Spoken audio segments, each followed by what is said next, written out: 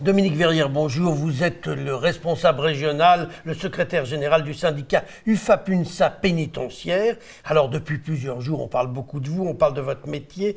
Les agents de l'administration pénitentiaire font entendre leur ras-le-bol. Il faut dire qu'il ne se passe pas une seule journée sans qu'on entende parler d'un de vos collègues qui a été agressé. On parle même de tentatives de meurtre par moment. À quoi on peut attribuer cette soudaine poussée de violence? D'abord, est-ce que c'est récent ou est-ce qu'en fait ça existait déjà et qu'on en parle moins? C'est malheureusement pas si soudain.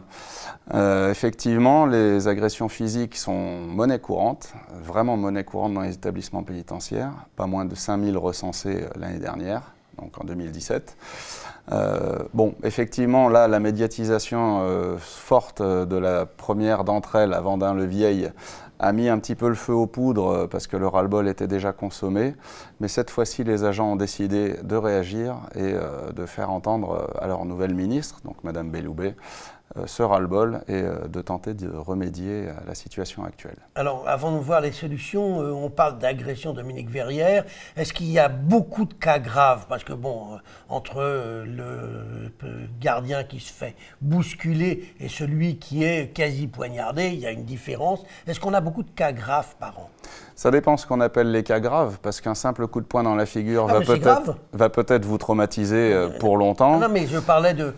Une bousculade, c'est une chose, oui. L'agression physique en est une autre. Certes, je me souviens qu'il y a quelques années, j'ai un collègue qui a pris une télé sur la figure, il est resté plusieurs minutes inconscient. Bon, j'estime que c'est un cas grave. La télévision est un truc dangereux, on le dit depuis longtemps. C'est vrai, donc là, elle avait été... Il ne faut pas trop regarder la télé.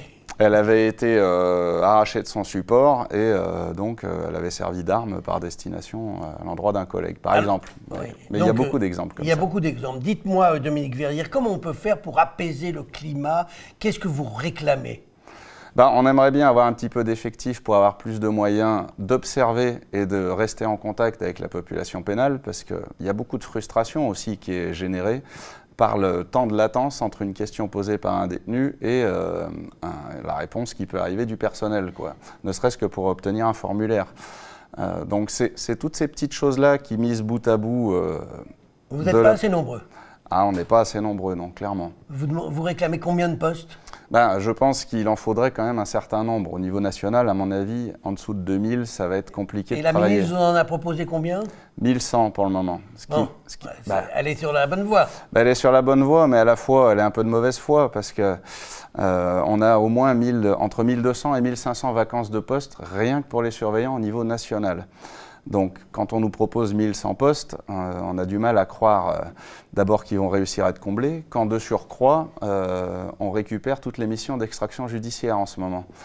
Parce que le ministère de l'Intérieur a fait énormément de pression pour qu'on récupère tout. Extraction, c'est-à-dire que quand on vient chercher un prisonnier pour l'emmener de sa prison à un autre endroit. À un autre endroit, notamment le palais de justice où il va... Et maintenant, c'est vous qui vous organisez pour assurer ces transferts. Dites-moi, Dominique Verrière, vous réclamez aussi des augmentations de salaire. En quoi le fait d'avoir un peu plus d'argent en fin de mois va vous assurer la sécurité?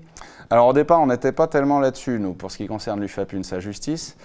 En quoi ça peut être intéressant? Je pense malgré tout que l'attractivité d'un métier, c'est aussi sa rémunération.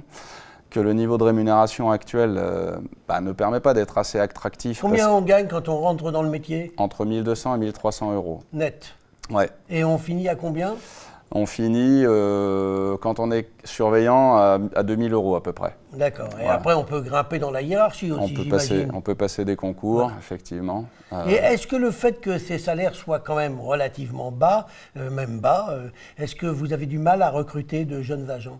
Ah oui, on a beaucoup de mal à recruter, ça je vous confirme, effectivement. Et on dit aussi que ceux qui viennent ne restent pas si longtemps que ça. C'est ça, c'est-à-dire que si on prend 1000 inscrits, vous en avez même pas 400 qui viennent, d'accord, sur un concours. Sur les 400 qui restent, vous allez encore en écrémer au moins 50% entre ceux qui vont partir ailleurs, ceux qui vont se faire détacher, mettre en disponibilité ou démissionner dans les 3 ans. Donc effectivement, c'est un métier où vous manquez de monde, mais pas seulement à cause du fait que le gouvernement est assez sévère, c'est aussi à cause du fait que les clients, les gens qui veulent faire ce métier ne sont pas si nombreux. Non. Voilà. Il n'y a pas beaucoup de vocation chez nous. Donc, votre mouvement, vous le continuez jusqu'à ce que vous ayez obtenu gain de cause? On va tâcher de maintenir une certaine forme de pression, oui, parce qu'on a du mal à se faire entendre et malheureusement, le dialogue, ça ne fonctionne pas. Eh bien, on souhaite que tout s'arrange et surtout que vous ne soyez plus agressé dans votre métier, Dominique Verrière. Je vous remercie. Merci.